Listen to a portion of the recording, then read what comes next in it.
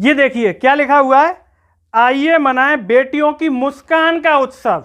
ये देखिए पहले पेज पर ही लिखा हुआ है, बेटियों की मुस्कान का उत्सव मना रही है मध्य प्रदेश की सरकार, और मोदी जी का बड़ा बड़ा फोटो लगा हुआ है। उसी मध्य प्रदेश में एनएचएम की बेटियां चाहती हैं कि उन्हें मुस्कान मिले, उनकी मुस्कान का उत्सव नहीं मन रहा है।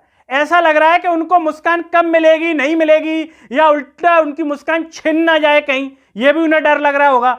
आज इंदौर में स्वच्छता की नगरी रीगल चौराहे पर ये बच्चियां प्रदर्शन कर रही हैं सरकार को जगाने के लिए। सरकार तक उनकी मांग पहुंच जाए कि भैया हमारी जो मांग है उनको पूरा कर दो, है ना, इनका नियमितीकरण कर दो, 5 जून 2018 की नीति को लागू कर दो, इनको बढ़िया वेतन दे दो जिससे इनका खर्च चल जाए। एक बेटी मिली थी हमें सीएमएचओ कार्यालय के बाहर, कह रही थी कि सम्मान से घर थोड़ी चल जाएगा, पेट थोड़ी भर जाएगा। सही बात है, अगर सम्मान से पेट भर रहा है तो मुख्यमंत्री जी और जो सरकार के बड़े बड़े नेता मंत्री तमाम नेता सम्मान लें, प्रतिदिन सैलरी छोड़ दें, अपनी ओल्ड पेंशन स्कीम छोड़ दें जिसका लाभ ले रहे हैं, है ना। दूसरों को तो सम्मान से काम चला रहे हैं, है ना, एक सर्टिफिकेट छपवा देते हैं दिखाने के लिए, एक दिन सोशल मीडिया पर डलता है, लोगों को भी उसके बाद मैं तो समझ में आता है कि अरे यार इस सर्टिफिकेट से तो पेट ही नहीं भर रहा है, ये तो सरकार ने हमें चूना लगा दिया।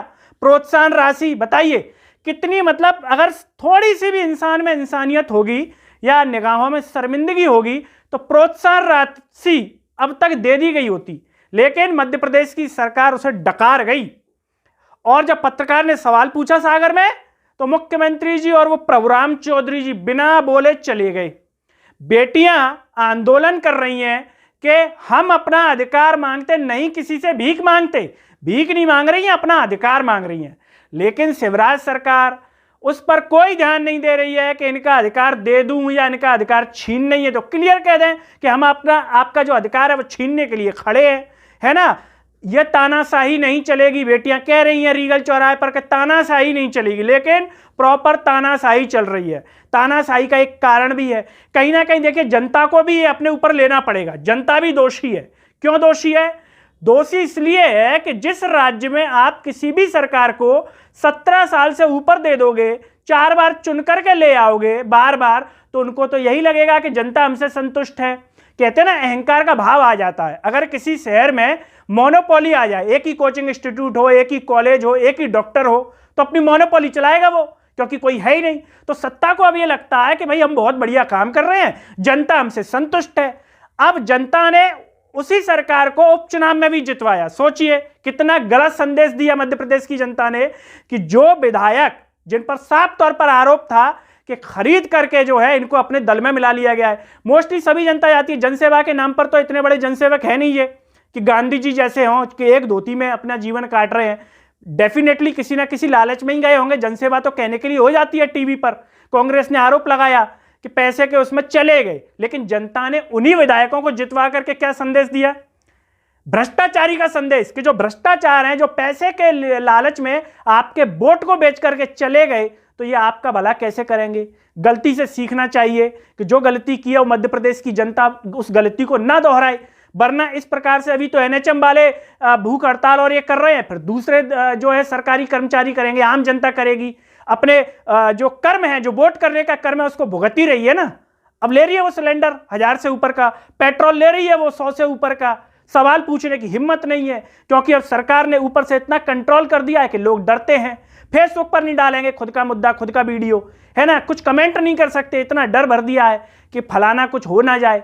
तो इसके लिए जनता भी दोषी है।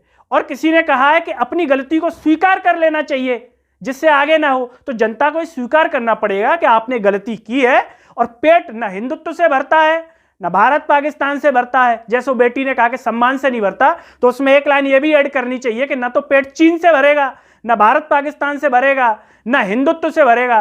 पेट भरेगा आपकी नौकरी से, आपके रोजगार से, आपकी तनख्वाह से।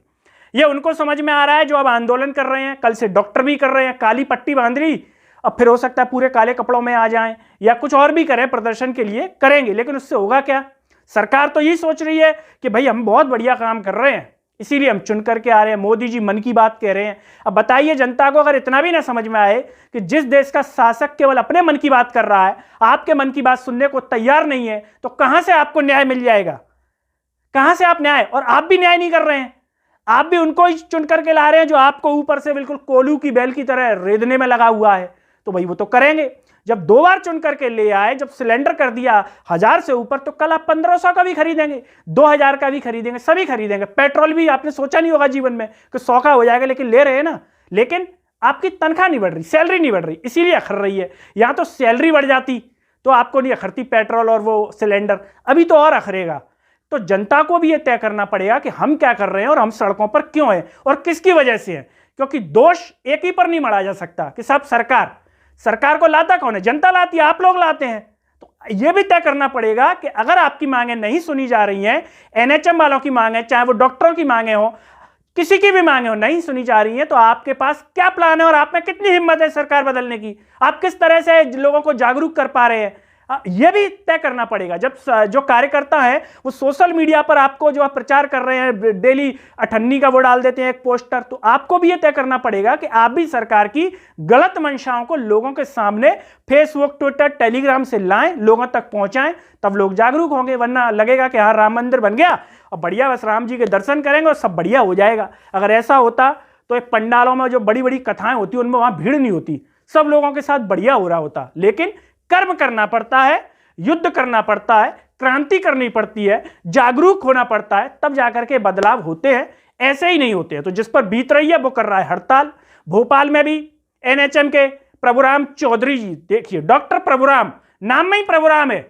आप अयोध्या तो दर्शन करने बाद में जाएंगे, पहले प्रभुराम जी को ही देख लीजिए कि कैसे प्रभुराम है, जिनको अपने जो है जनता की चिंता नहीं है। अगर ये असल में प्रभु और राम का गुणों का निर्वहन कर रहे होते तो बाहर आते, एनएचएम के जो कर्मचारी हैं, संविदा वाले, उनको बढ़िया शिकंजी पिलाते और उनकी मांगों पर विचार करते और तुरंत कहते कि भाई साहब भूख हड़ताल खत्म कर दीजिए, मैं 2 दिन में आपकी मांगों का निपटारा करूंगा। लेकिन वो ऐसा नहीं करेंगे, क्योंकि नाम है प्रभु राम, लेकिन गुण प्रभु और राम के नहीं है। ये समझ में आ गया होगा जो हड़ताल कर रहे हैं।